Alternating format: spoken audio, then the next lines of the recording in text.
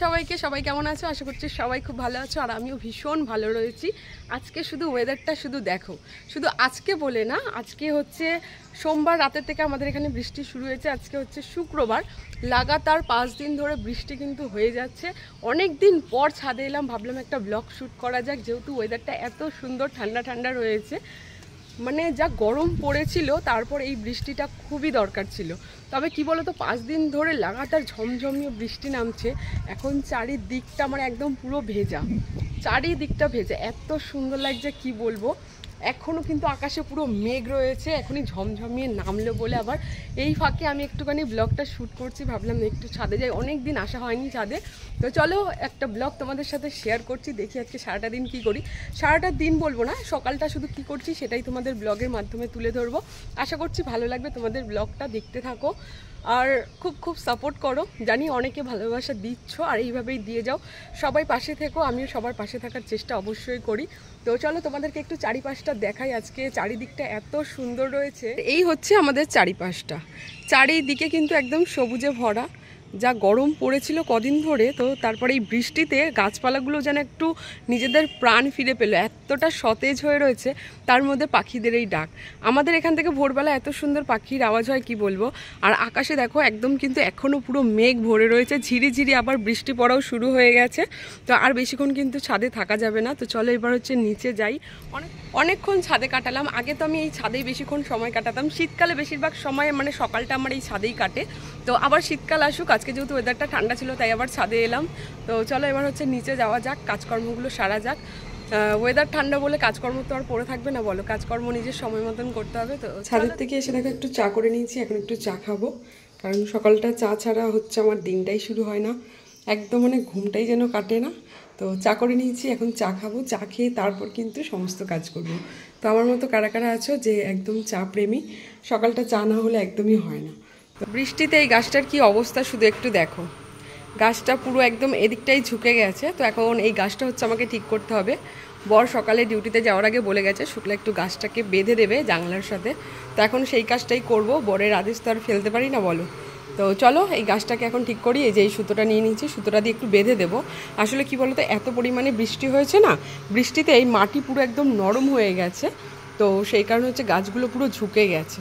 এখন হচ্ছে চলো এগুলোকে একটু ঠিক করি।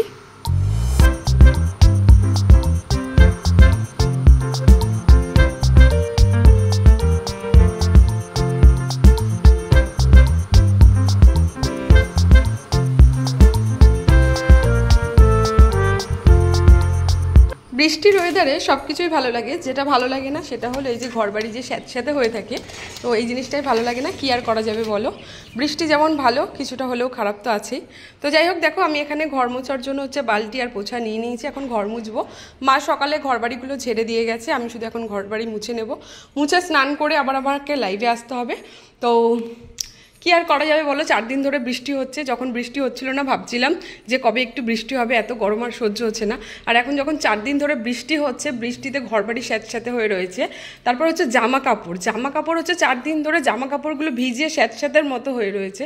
আমি তো অনেক জামা কাপড় কাচতেই পারছি না, যেগুলো নিত্যদিনের একদম কাচতেই হবে সেগুলো শুধু কাছে কি করা যাবে, সেগুলো তো কাচতেই হবে।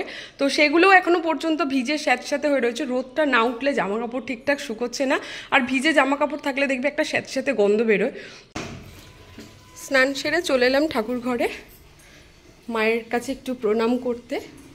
আর এই হচ্ছে সবাই একটু দর্শন করে নাও। সকালে মা পুজো দেওয়া হয়ে গেছে মায়ের, আর এখন হচ্ছে এই যে কাকাই পুজো করে যায়, যেহেতু নিত্যদিনের, তো সব কিছু গুছিয়ে রেখেছে, কাকাই এসে পুজো করবে। মায়ের দর্শন করে দিনটা শুরু করলাম। সবার দিনটা যাতে ভালো যায়, মা সবাইকে ভালো রেখো। ও হ্যালো, ইয়ো মাতাশ্রী, तुम क्या करता है?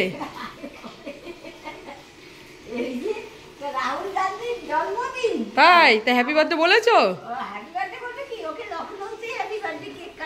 বাহ বাহ বাহ বাহ, গুড মর্নিং।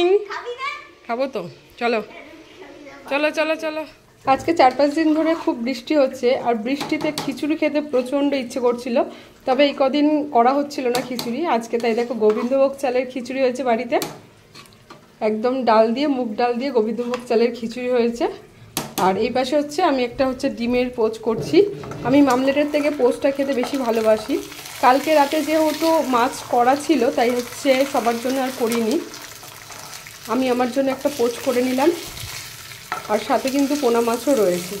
তো অনেক দিন ধরেই মানে যেদিন থেকে আর কি বৃষ্টি হয়েছিল খুব খিচুড়ি খেতে ইচ্ছে করছিল, আজকে তাই দেখো খিচুড়ি হয়ে গেল। এই হচ্ছে আজকে কিন্তু দুপুরের মেনু। দেখতে দেখতে আবার ঝমঝমিয়ে বৃষ্টি নেমে পড়েছে। সকালে একটুখানি আকাশটা পরিষ্কার হওয়াতে ভেবেছিলাম যে যাক আজকের পর হয়তো বৃষ্টিটা আর হবে না, বৃষ্টিটা এবার থামবে, কিন্তু দেখো আবার ঝমঝমিয়ে নেমে পড়লো। আজকে লাগাতার পুরো 5 দিন পুরো হয়ে গেল।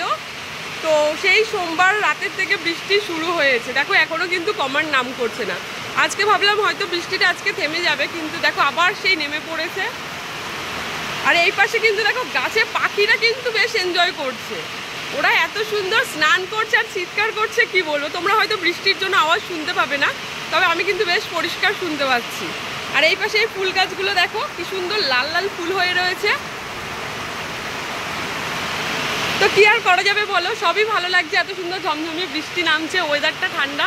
ওই একটাই অসুবিধে, শুধু জামা কাপড়গুলো একদম পুরো স্যাঁতস্যাঁতে হয়ে রয়েছে, আর ঘর বাড়িগুলোও পুরো স্যাঁতস্যাঁতে হয়ে রয়েছে। তো কি আর করা যাবে বলো, কারা কারা এই বৃষ্টি এনজয় করছো একটুখানি জানাও।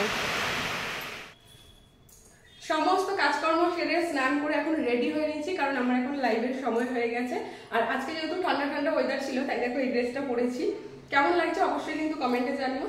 সকালে ব্রেকফাস্টে একটা জাস্ট রুটি খেয়েছি, রুটি খেয়ে ঝটপট এসে রেডি হলাম কোনো রকমে।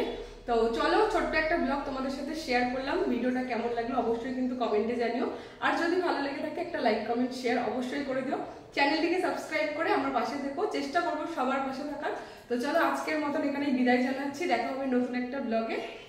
টাটা, সবাই খুব ভালো থেকো, সুস্থ থেকো আর সাবধানে থেকো।